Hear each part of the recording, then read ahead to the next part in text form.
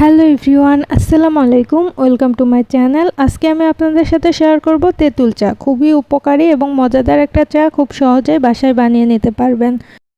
এখানে আমি 2 কাপ চা বানাবো, এজন্য বড় সাইজের 3টা তেঁতুল নিয়ে নিয়েছি। এখন সামান্য কিছুটা পানি দিয়ে এটাকে ভালোভাবে মিক্সড করে নিচ্ছি পানির সাথে।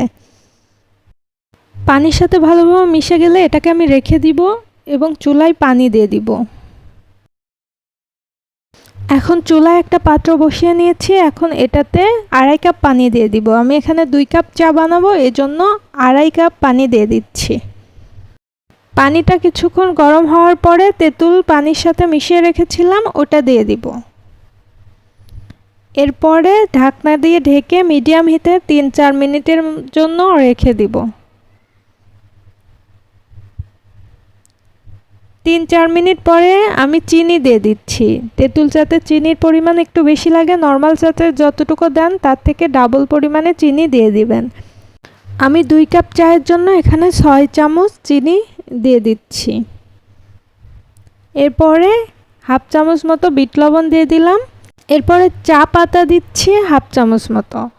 এখানে তেঁতুল চাতে চা পাতা কিছুটা কম লাগে, এজন্য কম পরিমাণে দিবেন। আর ভালো একটা ব্র্যান্ডের চা পাতা নেবেন, তাহলে এটার স্বাদটা ভালো হবে।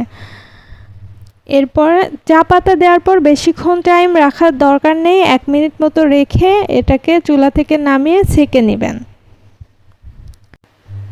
আমি 1 কাপের জন্য একটা বড় সাইজের কাঁচামরিচ কেটে রেখে দিয়েছিলাম, সেটা দিয়ে দিলাম।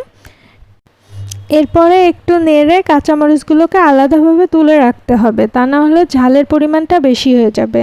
এভাবে খুব সহজে আপনারা তেঁতুল চা বাসায় বানিয়ে নিতে পারবেন। আমার ভিডিওগুলো ভালো লেগে থাকলে অবশ্যই লাইক, কমেন্ট এবং শেয়ার করতে ভুলবেন না। দেখা হবে পরবর্তী কোনো ভিডিওতে নতুন কিছু নিয়ে। সে পর্যন্ত ভালো থাকবেন, সুস্থ থাকবেন। আল্লাহ হাফেজ।